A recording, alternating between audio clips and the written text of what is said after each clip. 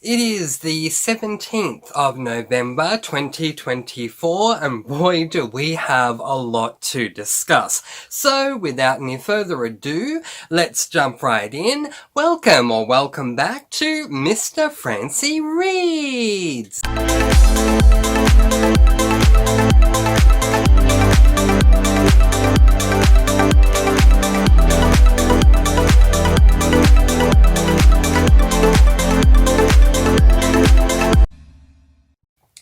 Yes, hello, and welcome or welcome back to Mr. Francy Reads. I'm Mr. Francy, and I'm thrilled that you were able to join me again today. If this is your first time here, hello and welcome. Please do subscribe, hit the notification bell, all those good things, and if you are not here for the first time, welcome back. I have a lot to discuss with all of you. For those of you who are new, welcome to your first Mr. Francy weekly vlog. In my weekly vlogs, I discuss my reading, obviously, as well as personal updates and things I've been watching, games I've been playing, the whole shebang, so you don't miss out on anything.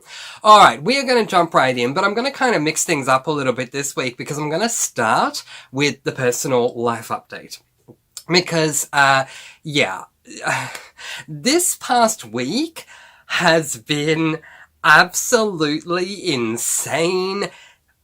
So much has been going on, and it has led to me not being able to have a whole ton of time to do filming, and ultimately I wasn't able to film any videos this week, so I just want to first of all start off by apologizing. I know y'all are probably fine with it anyway, but when I make a promise such as every single Wednesday I'm going to upload this video, I've decided that I'm going to start a series where every Wednesday my time, check your local times at maybe Tuesday your time, I will release 3 reviews in one video. Every single Wednesday I'm going to upload this video, and then I don't. I feel bad. So yeah, to go back roughly about a week ago, it was like Saturday or Sunday last week, I woke up feeling absolutely horrible, like as in like I'd come down with something. You can probably tell, if you've seen my videos before, you can probably tell I sound a bit still congested.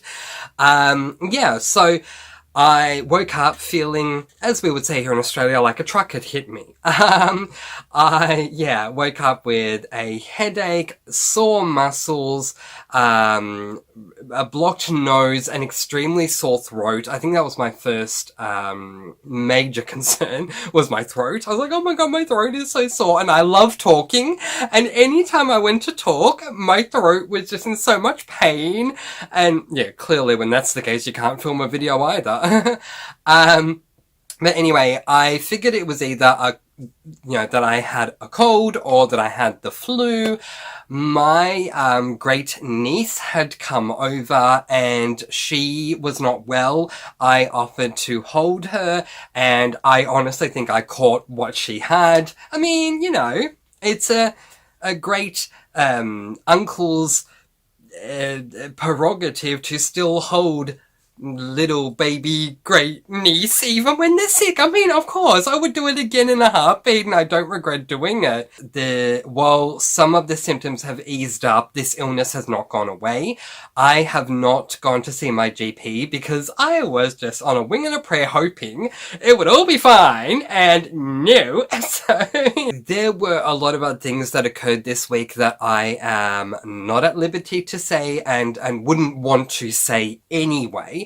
But I just want you to know that on top of being sick, there's been a lot of different things that have been going on around me, and it's just been a really tough week all round. However, there was a blessing. Last week, I discussed with you all about this receptionist, this dental receptionist, that, if you could give prayers and praise to this gem of a receptionist who was helping me out. Quick backstory, for those of you who don't know, I discussed this in more detail in that the previous weekly vlog, so feel free to check that out. But I was born with a congenital dental disorder known as ameliogenesis imperfecta. And my teeth, as I'm sure you can see, I'm not hiding it clearly, they're not the best. And this is all because of this congenitive disorder. Feel free to look up ameliogenesis imperfecta. Especially with adult teeth, there's really not a whole lot you can do other than really to ultimately get the teeth extracted and replace them with dentures or implants or whatever. And currently I am not working. The reason I say this is because obviously my finances are lower than they would be if I was working. And so I went around from dentist to dentist to try and get quotes. And the last quote that I received was $100,000. I ended up contacting a company that is a dental hospital that is run by the government to help people who don't have work, who receive government subsidy. And I am on welfare at the moment because of the fact that I don't have a job. So I contacted them, and long story short, they told me I would be on a waiting list for 3 years. I did ask about the ameliogenesis imperfecta and if it made a difference. Was told if I go to my GP and they write me a letter, then it will make a difference. I said that won't happen. They said yes, it will. I went to a GP. Mine wasn't there, but still to my clinic. And they said to me within 2 minutes, no, can't help you because I'm not a dentist, and I was still charged. I was very annoyed. When I left the dentist, I rung the dental hospital back and spoke to a second different receptionist, explained my situation. She was very sympathetic. I was able to discuss ameliogenesis imperfecta more with her, and she was incredibly sympathetic with that and told me that she's going to speak to a senior dentist on Tuesday, this Tuesday just gone by, and that she would get back to me because she doesn't believe I should have to wait 3 years for something that is congenital anyway, which, thank you. I mean, you know that heavenly angel music of, oh, it's like, finally someone is listening. But anyway, so on Tuesday, rung the dental hospital, spoke to this receptionist, and oh my goodness, we have reduced the time down from 3 years to about 2 months. I have an appointment scheduled for roughly halfway through January of 2025, which is a massive win for me. I'm going to try so hard not to cry, but this is going to make such a massive difference in my life. For anyone who has watched my videos, you know that I always will end each video saying that I'm going to let you all go with peace, blessings, and so much love. This is because I am someone who wants nothing more than to spread sparkling positive energy all throughout the world. I've wanted to do this for a very long time, but have limited doing that to my BookTube channel and Discord server and whatever else. But unfortunately, I feel like I can't really take that out of my home because of my dental situation. And yeah, unfortunately, anything that I feel like I want to try and do, it is a mental struggle that I have, which is people will run away before I can even get 2 words out. If I can get my teeth fixed, I can finally do this and start spreading sparkling energy myself. I can help people who need help. I can do whatever, you know, assist children, adults, teenagers, whatever it is, go out there and help people, and I just want to get my teeth fixed. So finally in January, that is gonna happen. I can't wait, and I'll definitely keep you all up to date. Oh my gosh, I'm gonna try so hard not to cry. We need to move on to books, but I'm just really happy. Okay, let's move on from the emotions, shall we, and start talking about reading, which is funny because I'm always emotionally invested in what I read anyway, but let's move on to reading. And I have finished Restless Stars, book number 9 in the Zodiac Academy series by Caroline Peckham and Suzanne Valenti. This is an adult fantasy with a whole ton of spice, and this is it. The series is done. And before I go any further, I need to thank my dear friend Amy from the Discord for recommending this series to me. I had a lot of people in the past tell me that they didn't think I would like this series from what they knew about me, so I stayed away from it. But Amy had convinced me, just by talking about the series, she had convinced me to give book 1 a go. I read book 1, The Awakening, and book 1A, As Told by the Boys, in tandem, and loved them so much that I powered my way through the series, and now it's done. But I gave this book an overwhelming 5 stars. Look, there's a lot to unpack with this book, but I think I'm going to save it for the series review that I do with the SAS list, because there's a lot of spoilers that I want to unpack that I don't want to unpack spoilers here. But yeah, I would just say I really enjoyed it. It wrapped up really well. I was really happy with the ending. Overall, I just think it is an absolutely amazing series. And provided that you have no issues with spicy scenes, if you love fantasy, if you love fantasies that are set predominantly at a school where our protagonists learn about the magic they have, you are going to fall in love with this series. It is absolutely chef's kiss. 5 stars for this book, and honestly 5 stars for the series overall. To give you some sort of an idea of how long I've been looking forward to reading this book, I first saw this book in about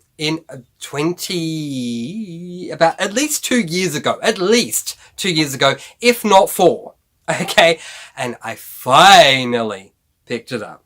It is called The School for Good and Evil by Soman Chainani. I hope that's how you say it. That's certainly how the audio narrator was saying it in my audiobook. Chainani. So I'll say that. Soman Chainani. And this... we gotta laugh, right? I mean, I have a dear friend who has a great saying, which is sometimes we need to laugh because otherwise if we don't laugh we're gonna cry. And so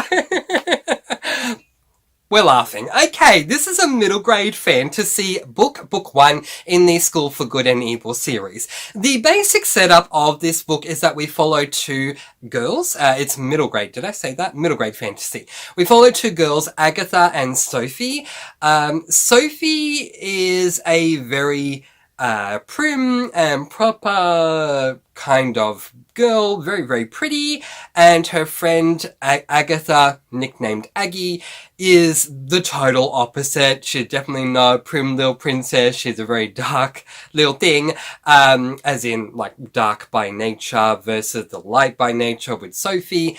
And somehow these 2 are best friends. In the town that they live in, Aggie is teased by everyone. She is accused of being a witch, and I mean everyone in the town, and no one's doing anything about it except for Sophie. Sophie is a dear friend of Aggie's, and I really appreciate that. Depending on if you read the book or watch the film, because I did both to enhance the reading experience, reading the book first, what happens next kind of differs, but what I will say is this. Somehow the 2 girls are aware of a school that exists. This is a school called the School for Good and Evil, where there are 2 schools within one school. One of those schools, not surprisingly, is the School for Good. The other school is the School for Evil. It doesn't work in your standard way of everyone apply and, we see who gets in like you would with college these days. No, what happens is the school itself chooses who they want to bring in. So no one applies. They just one night will grab these people at midnight when it's very dark and say, well, we need you, zoom, and kind of take them at night. Sophie really wants to go to the School for Good and Evil. Aggie is very... to go to the School for Good and Evil to be part of the School for Good. Aggie is very supportive of this, but she does not want to go herself. Anyway, the next time that a recruitment happens, Sophie is indeed abducted. Aggie just so happens to be there. She grabs onto Sophie and they are both whisked away to the school. So, everything seems to be going exactly as planned. Sophie is thrilled. And I have to say, in the book and the movie, the same thing happens here. When Sophie is being dragged off by this thing that's captured her, I love her. She's like, instead of screaming, she is screaming because it's scary, but she's screaming in a way of happiness. She's like, oh, bye-bye, I'm so happy I'm leaving, yay! So, really? And she's being dragged along. But anyway, eventually they get to the school, but here's the thing. Not only is Sophie dropped off at the school, so is Aggie. And, if that's not enough, Aggie is dropped off at the school for good. Yay, she can be with Sophie. Wrong. Sophie is dropped off at the school for evil. What is going on here? Why is Sophie dropped off at the school for evil? Clearly a mistake's been made. Why? And then Aggie, who goes into the school for good, says there's been a mistake. I'm not meant to be here. As in, not meant to be at the school for good. She's not meant to be there at all. And the headmaster of the school, headmistress of the school for good, says to her, there's no mistake. You are absolutely meant to be here. So what the heck is going on here? Oh my gosh. This book was fantastic. I ended up giving it 4 stars, and let me tell you why. It's a bit long, honestly, and I felt the length. So I don't mind if books are long and I don't feel the length. The Stormlight Archive books by Brandon Sanderson start off at 1,000 pages long. If I don't feel the length, yay, it can still get 5 stars. This is about 500 pages or so, and I felt the length towards the end, so I deducted a star. But otherwise, it was so good. My favorite trope of all time is the fantasy trope where you take a main character and put them into a school to teach them about their magic. And what better way to do that than to have a school that's divided into 2 schools, one for good and one for evil. I was always excited to read the book. I'm so glad I finally did. It did not let me down, and the series will definitely be on my sus list in 2025. 4 stars from me. If you've considered reading this, I highly recommend. So to what I'm currently reading, and last night I started this book, Afterglow by Phil Stamper. This is book number 2 out of 2 in the Golden Boys duology by Phil Stamper, a YA LGBTIQ+. We'll leave it at that. Anyway, I am there. I really read a lot last night. I was in the mood to do so I did. I read a lot. And I'm up to page 177, and there are 400 pages in this book. I may finish it today. If not, I'm hoping to finish it tomorrow, and then get on to what I'm getting on to next. I had some struggles with book number 1. The main reason, and I love Phil Stamper. Eli over Easy, where are you? Eli over Easy. As far as you'll take me, The Gravity of Us is there. And, Golden Boys, book 1. And, what was that one called? Small Town Pride. I love Phil Stamper. I do. My issue with book number 1 was that we followed the perspective of 4 main characters, and it seemed a bit too much for me. I think that Phil Stamper definitely would have done better making it a duology and picking, well, the 2 main characters that I would have chosen, and I know who they are, but anyway, we'll let that go. And I just couldn't get past that. However, with book 2, I've just been turning off my critical mind and allowing myself to just enjoy the experience for what it is. So just kind of saying, you know what, switch off and just allow it to happen. And I'm really enjoying book number 2. So far, it's a 5-star read. So critical mind does not work for book 1. Non-critical mind definitely works with book number 2. So definitely enjoying the read of this one. So let's look forward, and depending on how I feel will depend on obviously how much I read moving into next week. My hope is that this illness wraps up soon. But anyway, once I finish Afterglow, I'm going to move on to a book that I cannot wait to read. This is a series I absolutely love, and we're going to now move the camera upwards. Because the Haley Powell Food and Cocktail Mystery Series New book is out! Woo! Death of a Gingerbread Man by Lee and Hollis. It says Lee Hollis. They are two authors. One is Lee, the other is Hollis. That's why I say Lee and Hollis. As you can see, I have every single other book. Well, you probably can't tell, but I do. Death of the Kitchen Diva is there. And then we go all the way through to... that's the second last one. Right on the edge here, I have Death of a Clam Digger, which is the latest one before this one, and then this one. This series is so fantastic. It's an adult cozy mystery series where we follow Hayley Powell, who is well, she's many different things, isn't she? But she starts off being a columnist, and in every, a food and cocktail columnist, where in her column she'll talk about an event that she recalls in her life, and then link that to two recipes, one for a cocktail and one for food. And those columns are pieced and parceled throughout every single book in the series. I love it. I love the columns. I love how cozy the series are. I love Hayley as a character. I love her besties Mona and Lydia, something like that. It's been about a year since I read the last one, but I love this series so much. There is only one cozy mystery series that has its own shelf, and that is Hayley Powell Food and Cocktail Mystery Series. So I cannot wait to get to this one. If I have time after finishing that, I will pick up this book, Everlasting, which is the final book in the Immortals series. If we turn around here, these books here, the black ones that you can see, they are the other books in that series. They are the first 5 books. This is book 6 of 6. So we'll see. I may only get this and Afterglow done, or I may get Afterglow this and this done. Time will tell. Let's move on to watching. So, for the past week, I have binged, not including the latest, from the second last one, the last 3 seasons of American Survivor. I'm arguably, I'm gonna say this, I am arguably Australia's #1 American Survivor fan. I love this show so much. I started from season 1 watching the finale of Borneo, and then I watched every other episode since then, and then went back and watched Borneo from the beginning. But yeah, started from the finale of Borneo, and then episode 1 of Australian Outback, continued through. Always loved the series. Got to season 15. For those who love Survivor, I'm going to be saying this quickly so that you can appreciate it. When I got to season 15, I watched Survivor China, and fell in love with my favourite castaway ever, Todd Herzog. Todd, I always loved watching Survivor.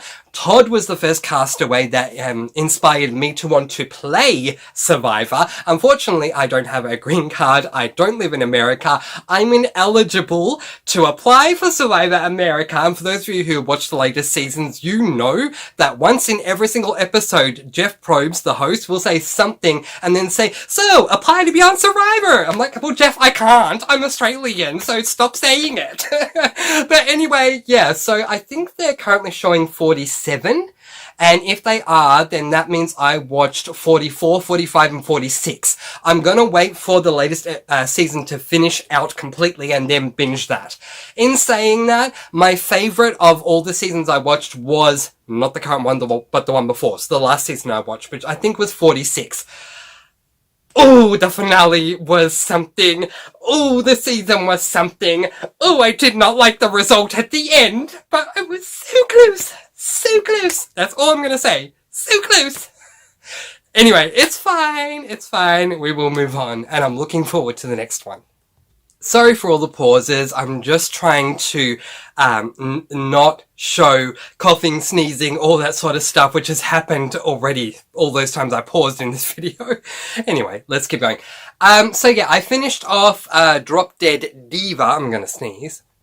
See, this is why the other videos aren't getting done, because I couldn't handle this in a video that's not a casual weekly vlog. But anyway, please can I be done with this in less than a week? Anyway, I finished Drop Dead Diva. I was really sad to be done with it. I had seen every single episode anyway prior to this binge. I knew what was coming up. I knew how the finale went down. And I enjoyed every single episode of it again, and it was sad to come to the conclusion. Once I was done with Drop Dead Diva, I was still watching the oh gosh, I am so sorry. So yeah, once I was done with Drop Dead Diva, I was still watching The Nanny, but I wasn't necessarily in the mood to watch The Nanny during the day or while I eat dinner or whatever. I prefer to watch The Nanny when I'm laying down.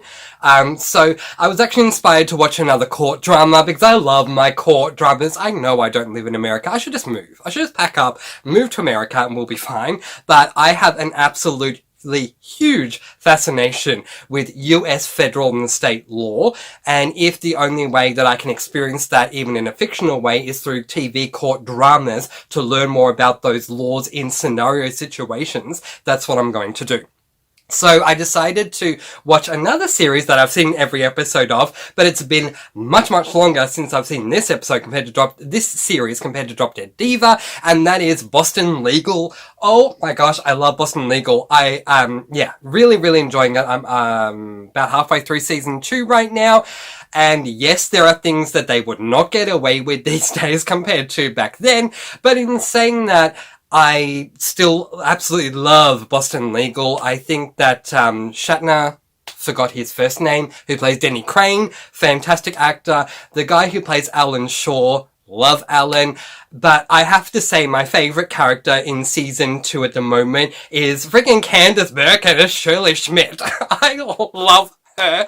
And the amount of times she says, what is the name of this company? Crane, Poole and Schmidt. And who am I? You're Schmidt. I'm Schmidt. I love her so much. Anyway, so yeah, really, really enjoying that. In the time we have left, I want to talk games. So yeah, as I said last time, I finished South Park, The Fractured But Whole, and I wanted to play some more Sims. I did try playing some more Sims, but really wasn't into it, and then came across a Survivor game. I did not know there was a Survivor game out there. There is a way to play Survivor without going on the show and dealing with the elements. I didn't know this. It's called Survivor Castaway. I purchased it immediately. I think it was like $30. And it is fantastic. It's what you would do on the show. You're split into tribes, you walk along the beach and collect wood and water and make fire and try and look for idols. You go to immunity and reward challenges, you form alliances, you vote people off. I can't believe I didn't know this game existed, but I love it so, so, so much. I've probably played it about 3 times now so far because the duration is not that long, especially if you're voted out. And the best I did was my second time. I made it to the final 2, which made me very happy. And I got 1 vote to win and the rest went to my opponent. But I was happy to make the final 2, especially given no one wanted to align with me or talk strategy with me in that game. But anyway, so yeah, absolutely loving that game. But we have gone way over time, so I will leave it there. I'm going to let you all go with peace, blessings, and so much love.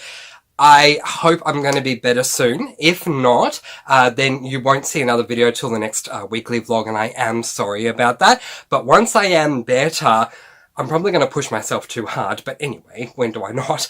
So I'm probably going to film like 5 videos in a row and just bang them all out, bang, bang, bang, bang, so they're done. But anyway, thank you so much for all your support. If you want to know more or see what's going on behind the scenes, then come along and join the Discord. Link is in the description. But until next time, I'm going to let you all go with peace, blessings, and so much love. Thank you so much for watching. And until next time, happy reading. Bye, everyone.